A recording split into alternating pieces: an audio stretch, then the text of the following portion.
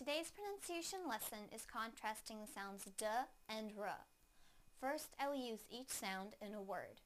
Then I will put the words into a sentence so that you can hear them together with contextual clues. Please listen closely to the differences in the sounds.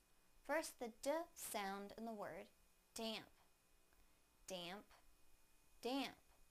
Now the r sound in the word ramp, ramp, ramp. Now I will use them both in a sentence. The ramp is damp. The ramp is damp. The ramp is damp. Thank you for watching CartoonEnglish.tv's pronunciation lesson. Come visit our website for free lessons, games, and chat. Bye!